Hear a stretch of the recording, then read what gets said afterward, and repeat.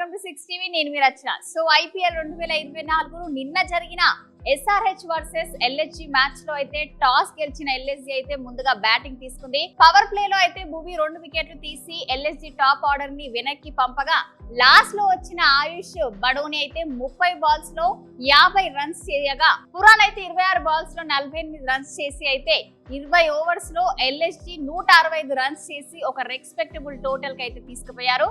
ఇక innings break తర్వాత వచ్చిన SRH batters head and Abhishek break లో అయితే ఏం ఎనర్జీ డ్రింక్ తీసుకొని వచ్చారో ఏమో గానీ వచ్చిన ఫస్ట్ ఓవర్ నుంచి అయితే స్టార్ట్ చేశారు హిట్టింగ్. ఇక ఏ బౌలర్ ని వదలకుండా ప్రతి బౌలర్ దాంట్లో 6లు 4లతో అయితే చెలరేగిపోయారు.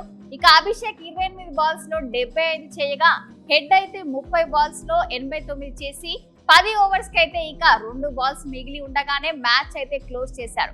నార్మల్ గా ఐపీఎల్ మ్యాచ్ చూసుకున్నట్లయితే సాయంత్రం 7:30 స్టార్ట్ అయ్యి మాక్సిమం 11:30 వరకు అయితే నడుస్తుంది. కానీ మన ఎస్ఆర్హెచ్ డిస్ట్రక్టివ్ ఓపెనర్స్ చేసిన బీవచ్చానికి అయితే 10:30 లోపే అయితే మ్యాచ్ అయితే అయిపోయిందని చెప్పొచ్చు. సో క్రికెట్ ఫ్యాన్స్ అయితే అందరూ నిన్న ఎర్లీగానే పడుకునే టైం కూడా దొరికింది. సో ఈ మ్యాచ్ తో అయితే SRH net run rate minus నుండి అయితే ప్లస్ లోకి అయితే వెళ్ళి మన ఎస్ఆర్హెచ్ 3rd ప్లేస్ లో అయితే వచ్చింది.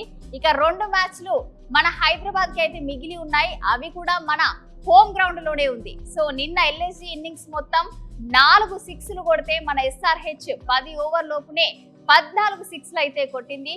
మరి దీంతో మన ఎస్ఆర్హెచ్ ఫ్యాన్స్ పండుగ చేసుకొని అయితే ఒక మాట అనడం జరిగింది. అదేంటంటే నిన్న హైదరాబాద్ లో పడింది వర్షం, ఈ రోజు స్టేడియం లో వచ్చింది సునామీ, దాని పేరే ఆరెంజ్ ఆర్మీ అంటున్నారు.